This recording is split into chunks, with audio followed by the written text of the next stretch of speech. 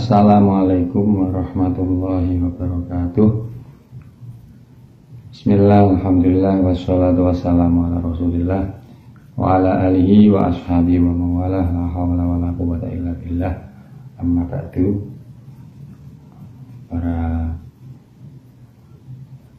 guru Madrasah Aliyah Nahdlatul Muslimin yang saya hormati, terutama Bapak Roisul Madrasah dan para operator MA Nahdlatul Muslimin Channel yang saya hormati juga, dan anak-anak kelas 10 Madrasah Aliyah Nahdlatul Muslimin yang saya banggakan. Alhamdulillah kami bisa mengisi kembali mata pelajaran Minhatul Mughis atau Mustalah Hadis di pertemuan ketiga ini. Semoga kita mendapat ilmu yang bermanfaat. Amin Allahumma amin. Langsung saja saya mulai Mustalah Hadis pertemuan ketiga ini dengan tema atau judul Mabadi ilmu hadis atau dasar-dasar ilmu hadis, melanjutkan pertemuan sebelumnya. Bismillahirrahmanirrahim. Mabadi'u ilmil hadis dirayatan.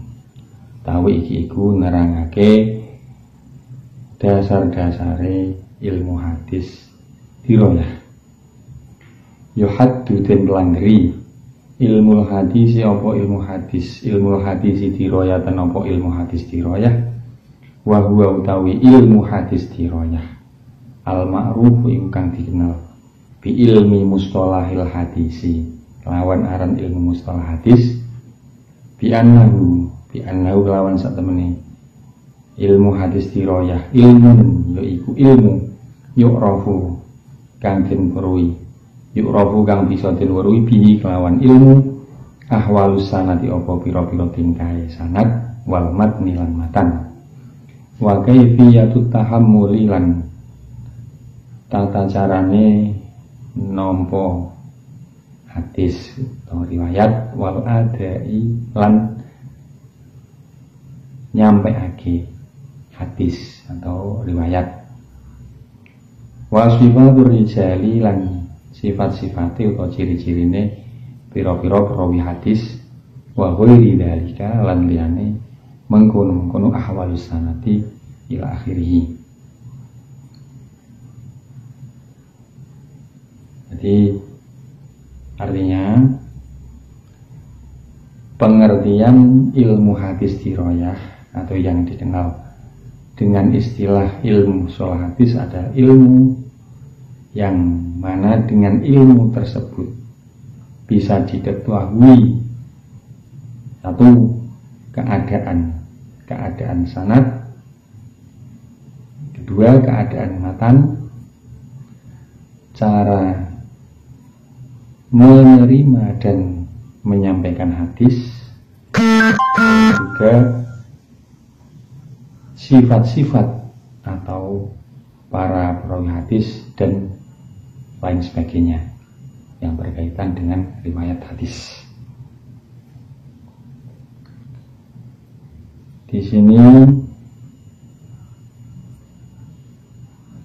ada beberapa catatan, yaitu yang pertama adalah keadaan sanad atau matan adalah baik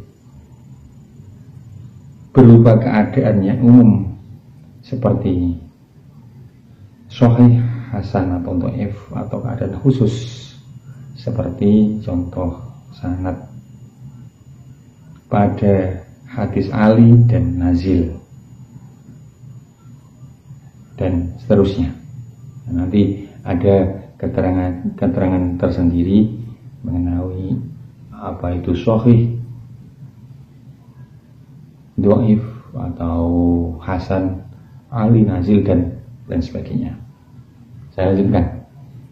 Wa maudhu'uhu utawi sasarane atau objeke ilmu hadis dirayah as-sanadu iku sanad wal matnu lan matan min haitsus sihhatu saking arah-arahe sahih wal hasanu lan hasan wa nahwu dzalika lan liyane mengkono-kono min haitsus sihhah wal hasan wa samratuhu utawi buah atau hasil ilmu hadis dirayah ma'rifatul hadis sahih iku ngawruhi hadis sahih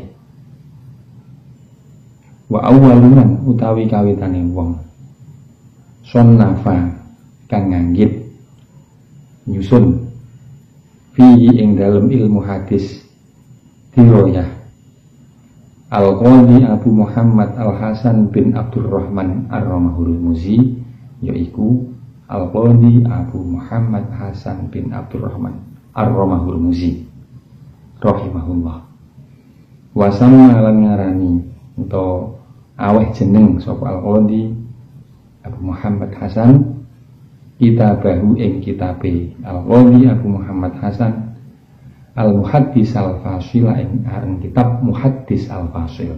Jadi nama kitabnya Muhaddis Fasil. Wasmu utawi arane kitab ilmu hadis dirayatan iku ilmu hadis dirayah. Wa yusamma lan den aran apa kitab Mustalahal Hadis ing aran kitab Mustalah Hadis.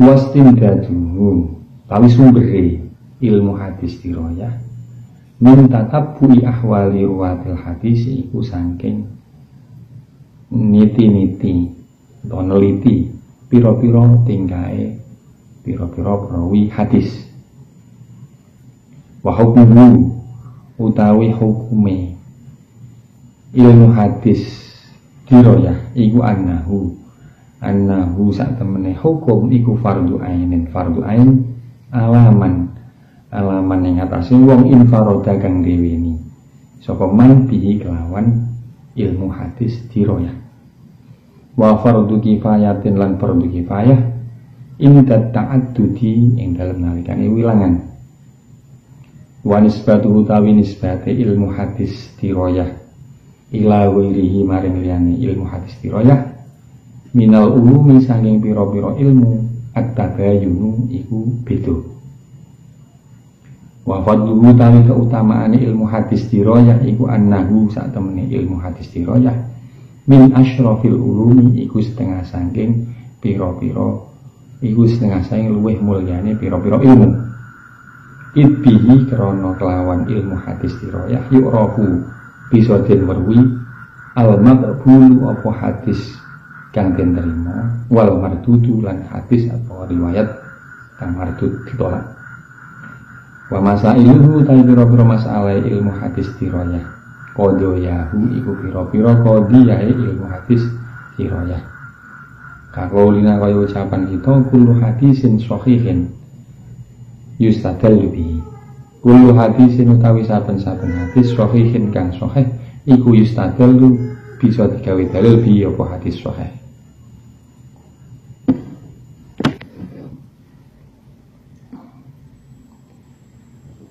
Artinya objek kelanjutan arti yang tadi di atas, objek atau sasaran dari ilmu hadis dirayah ini adalah sanad dan matan.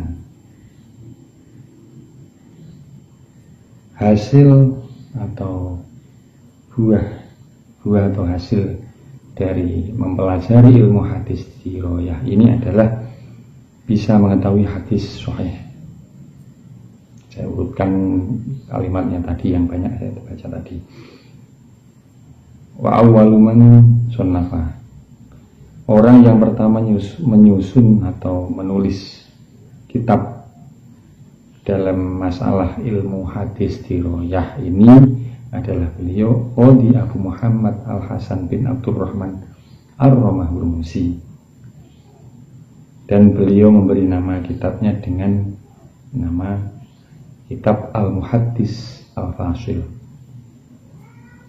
Namanya atau kitab yang disusun untuk mempelajari ilmu hadis diroyah atau biasa disebut dengan ilmu mustalah hadis. Sumber dari ilmu hadis diroyah adalah penelitian tentang para perawi hadis. Misalnya siapakah kita kenal, misalnya nama Imam Bukhari, siapakah beliau, di mana beliau lahir, di mana beliau tinggal, apa karya-karya beliau tentang ilmu hadis, di mana beliau meninggal, dan seterusnya. Nah, itu bahan-bahan itu dijadikan sumber ilmu hadis diroyah. Ini sebagai contoh. Selanjutnya hukum, hukmuhu tadi. Hukum mempelajari ilmu hadis diroyah ada dua macam. Yang pertama adalah fardu kifayah, dan yang kedua fardu ain. Atau balik, yang pertama fardu ain, yang kedua fardu kifayah. Nah, ada perbedaan antara fardu ain dan fardu kifayah. Kalau fardu ain itu kewajiban bagi tiap orang mukallaf, tiap orang Islam yang sudah mukallaf, yang sudah berakal dan balik, dan kewajiban itu tidak bisa diwakilkan pada orang lain. Seperti kita, termasuk Anda juga, semua kelas 10 ini saya yakin sudah balik semua. Ini seperti contoh sholat 5 waktu. Jangan sampai lupa sholatnya, karena Anda sudah balik dan itu menjadi tanggung jawab Anda sendiri, bukan tanggung jawab orang tua lagi. Itu karena itu contoh fardu ain. Kalau fardu kifayah adalah kewajiban yang bisa diwakilkan kepada orang lain. Seperti contoh sholat jenazah, mengkafani jenazah, merawat jenazah, itu fardu kifayah hukumnya. Jadi kalau sudah ada orang yang merawat jenazah, mensolati, mengkafani, memandikan, nah itu kewajiban akan gugur dari yang lain. Tapi apabila tidak ada sama sekali, maka semua orang yang ada di sekitar situ, ada di kampung itu, yang tempat orang meninggal itu dosa semua. Nah, itu fardu kifayah. Kewajiban bisa diwakilkan kepada orang, bisa perwakilan. Satu orang saja sudah yang sudah melakukan, maka kewajiban itu akan gugur dari yang lain. Itu fardu kifayah. Nah, ini belajar ilmu mustalah hadis, belajar ilmu hadis diroyah ini bisa dua, bisa fardu ain, bisa fardu kifayah. Fardu ain jika orang itu sendirian, tidak ada temannya. Misalnya ada orang yang hidupnya sendirian di hutan misalnya, atau di mana, pokoknya sendirian, nggak punya tetangga, urip dhewean, sampai urip dhewean awor apa misalnya hutan. Nah, karena koncone, maka bagi Anda yang hidup sendirian atau bagi orang yang hidup sendirian tadi, hukum belajar ilmu hadis diroyah atau ilmu mustalah hadis menjadi fardu ain. Hukum yang kedua fardu kifayah jika orang itu hidup dengan orang lain, inda ta'adudi tadi di dalam kitab disebutkan, hidup bermasyarakat. Seperti kita hidup bermasyarakat, ini hukum mempelajari ilmu mustalah hadis atau di sini ilmu hadis diroyah ini menjadi fardu kifayah. Nah, jadi mungkin saja Anda atau kita yang belajar di madrasah Nahdlatul Muslimin ini, Anda sebagai perwakilan siswa-siswa dari madrasah atau sekolah-sekolah yang lain dan yang di sana tidak ada pelajaran mustalah hadisnya. Nah, begitu kira-kira.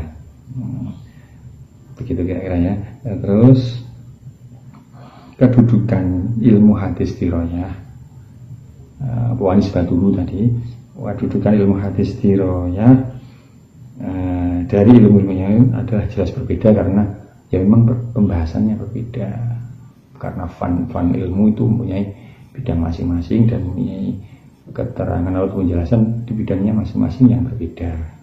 Ilmu mustalah hadis yang menjelaskan tentang ilmu hadis yang berkaitan dengan sanad, matan dan seterusnya, dibanding dengan ilmu matematika ya beda, dengan ilmu apa, ilmu fikih ya beda, karena beda pembahasan, isi kitab atau isi penjelasan atau pembahasannya berbeda.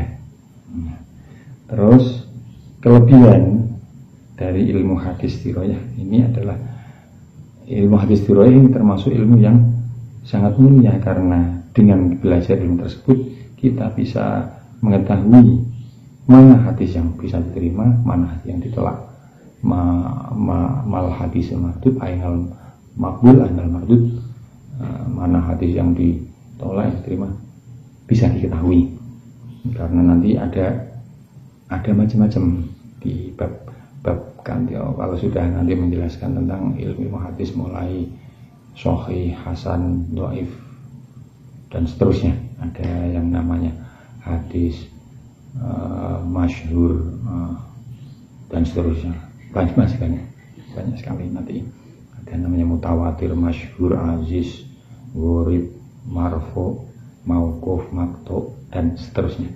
Ada banyak sekali nanti. Kalau sudah dijelaskan sampai situ nanti akan dipahami, oh berarti ini hadis yang makbul, ini hadis yang mardud. Anda kita akan tahu.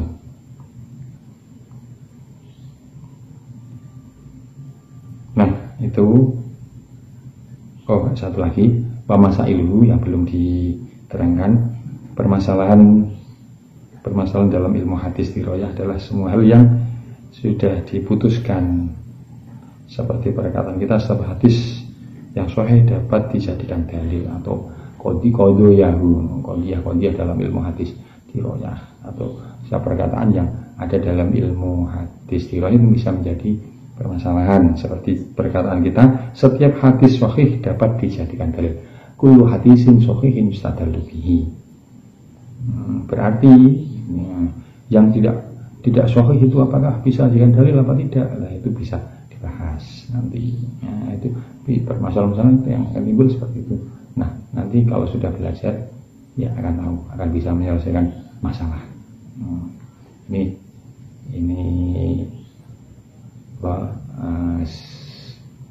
pembahasan mengenai dasar-dasar ilmu hadis. Kita belum masuk ke dalam pembahasan ilmu hadis, tapi diketahui dasar-dasarnya dulu. Setelah ini nanti di pertemuan selanjutnya akan dibahas dasar-dasar ilmu hadis riwayat.